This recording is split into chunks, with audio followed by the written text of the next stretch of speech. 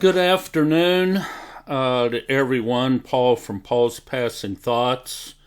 And just going to do a quick video here in regard to a couple of things that our ministry has written about for years, since 2008. But today I'm just going to do a little short video to kind of bring the receipts on something that the Protestant slash Reformed slash New Calvinist camp vehemently denies, and that is that justification by faith, or the justification by faith gospel, is not progressive justification. Okay? And they also deny something that I throw out there every now and then, is the fact that John Calvin's election doctrine also had a temporary election aspect attached to it. They vehemently deny that as well. And so I just wanted to do a really short video here to kind of bring the receipts. And let's start with progressive justification.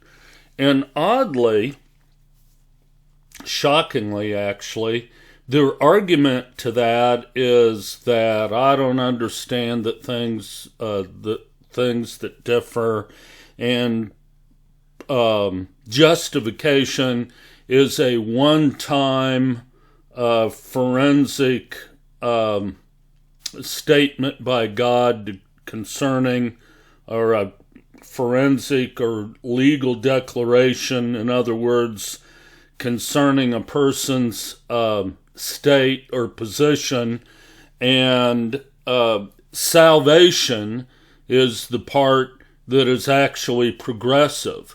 Well, that very argument is very problematic. First of all, if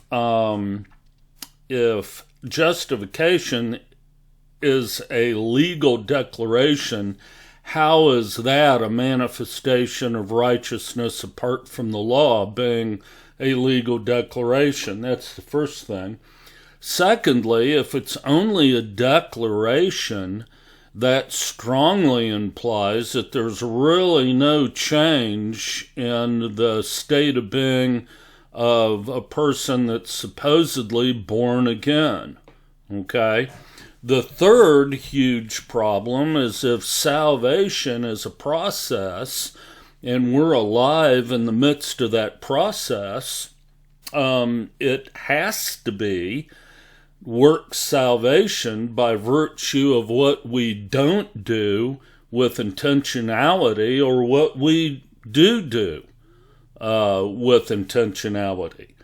So their very argument against the accusation is problematic in and of itself. All right? And the argument that I'm referring to there comes from, pretty much the who's who of the New Calvinist movement slash Reformed movement slash Protestantism in general. I don't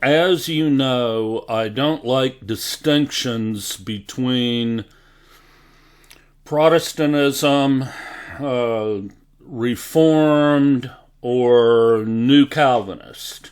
It's just a way for them to deny certain accusations and whatnot, by saying, well, that's Reformed, that's not us. Kind of along the same lines as, that sounds like such and such. Our church doesn't teach that. It's all justification by faith, and we've talked about this for years and years and years and years, how the justification by faith doctrine is an under law soteriology that the Apostle Paul spent his whole ministry refuting. It's the same thing. But let me bring the receipts on this, starting with the denial that justification by faith is not a progressive justification. I'm not going to go in depth. You can go to Paul's Passing Thoughts and do a keyword search and pull up literally hundreds of articles I've written on this subject throughout the years. But let's start with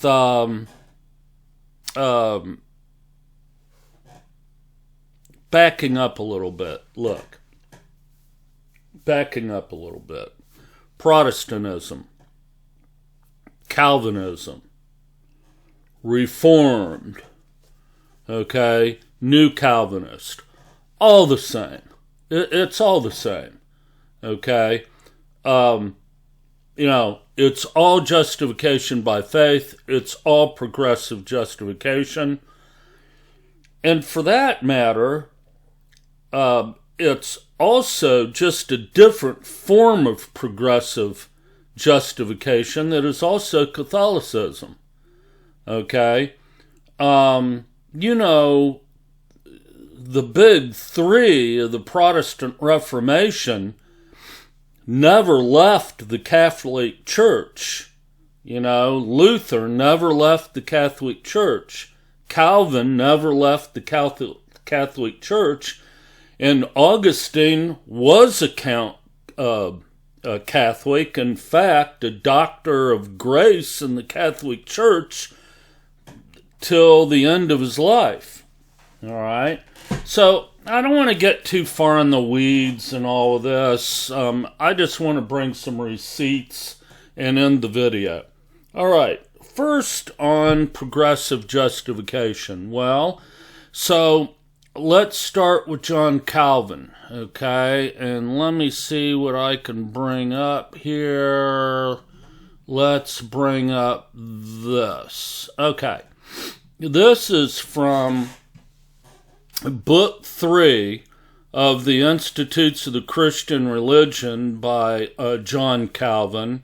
And this is the title of the 14th chapter, 3rd book. Note carefully, the beginning of justification, in what sense progressive? Any questions?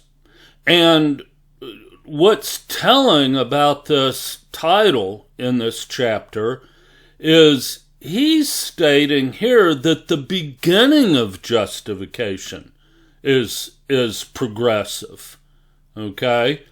So I'm going to just leave that there. Then let's go to Martin Luther.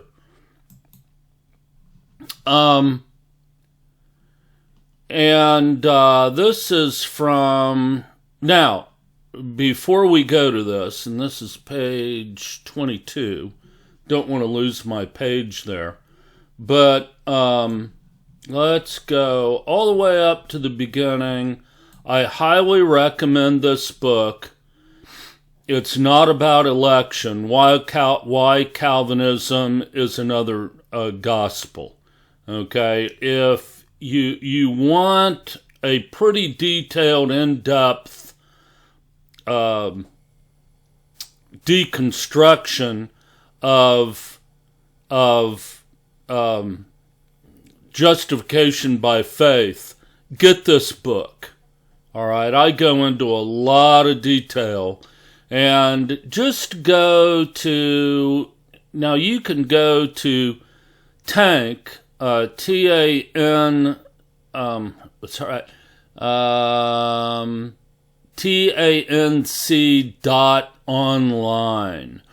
and you can purchase the book or read it for free in the online free library, which is what we're doing with this copy.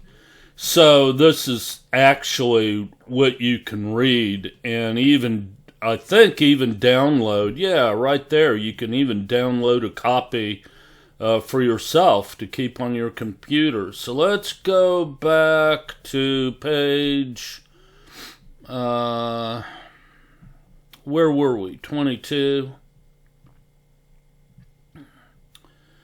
I think so.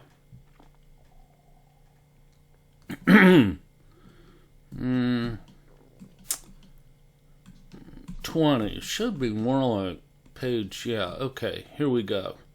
So, this is a bit, let me see here. This comes from, so what I'm going to cite here comes from Luther's Works, okay? Volume 34, page 163. There's the citation. And here's what he said on page 191.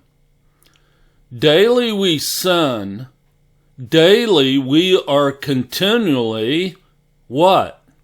Justified. Just as a doctor is forced to heal sickness day by day until it is cured. All right? So, I'm just going to leave that there. Now, let's move on to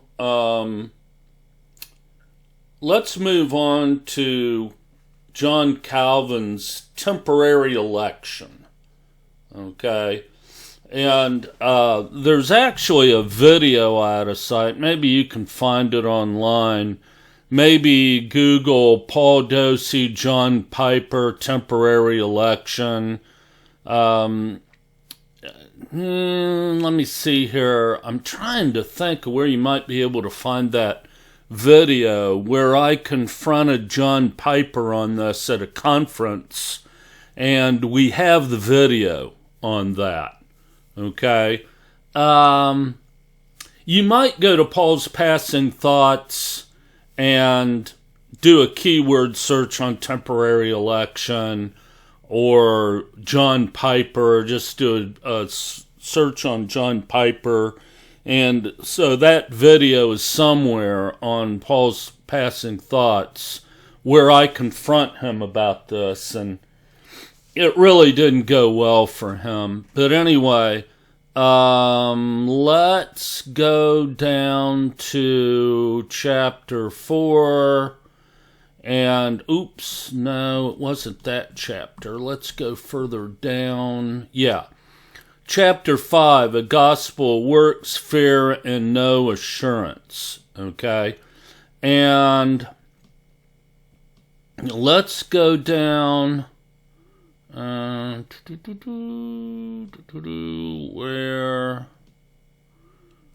let me see here. Yeah. And this is a citation from the Calvin Institute's Book 3, Chapter 24, Section 6. Okay? And it reads as follows. Let us therefore embrace Christ, who is kindly offered to us and comes forth to meet us. He will number us among his flock and keep us within his fold. But, yeah, okay, whenever Protestants, slash the Reformed, slash Calvinist, slash New Calvinist, whenever they talk about assurance, you know, they put forth this idea that, oh, yeah, you know, once saved, always saved, we believe in assurance. But keep listening, because there's going to be a but, okay? Protestantism slash Calvinism slash Reformed slash New Calvinist, no. They do not hold to assurance of salvation. And over the years, we've brought the receipts on this times 100. Okay? For them to state that justification by faith holds to assurance of salvation is just disingenuous. It's a lie, okay? And I go into a lot of detail in this book that we're looking at here into how Luther and Calvin both disputed any form of assurance at all. Okay?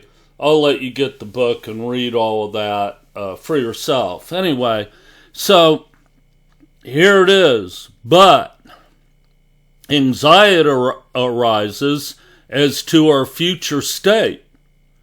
Okay?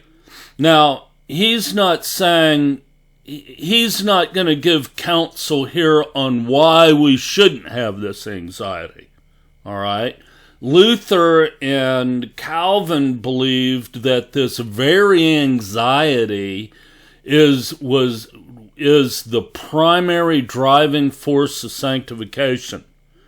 I address that in the book in many other places. But anxiety arises to our future state. For as Paul teaches, see, the anxiety is being taught as a good thing.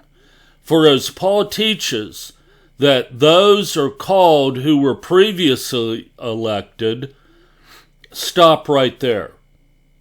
Paul teaches that those are called who were what? Previously elected? What's previously mean? Okay?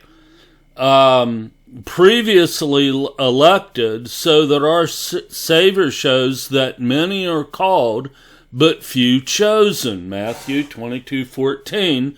So we're saying here how Calvin, and I'll go ahead and tell you Luther, both interpreted this passage. Nay, even Paul himself dissuades us from security. Does that sentence need further clarification? I hope not. When he says, let him that thinketh he standeth take heed lest he fall. Of course, that verse is being ripped entirely out of context to make the point he wants to make. And again, well, because of unbelief they were broken off, and thou standest by faith. But not high-minded, but fear. For if God spared not the natural branches, take heed lest he also spare not thee. So the point Calvin is making here is, from an eschatological verse completely being ripped out of context, that anybody who thinks they stand, i.e. have assurance in the faith, are arrogant, okay? Or high-minded, okay? In fine, he says, we are sufficiently taught by experience of self that calling and faith are a little value without perseverance. Stop right there. So what he's saying is that calling and faith, we're saved by faith, right? But faith itself, in other words, salvation itself, is of little value without perseverance, which, however, is not the gift of all. All right? So what's he saying there? He's saying that saving faith and perseverance are two separate gifts. Okay? And not everyone that is presently saved has the gift of perseverance. And if you examine carefully the whole tulip thing, the tulip mnemonic, I think you could call it, bolsters that, okay, or fits with that, okay. So that now, is this the only receipt I have on temporary election? By no means, okay, by no means. But this is probably the most specific citation I can offer, because I want to keep the video short.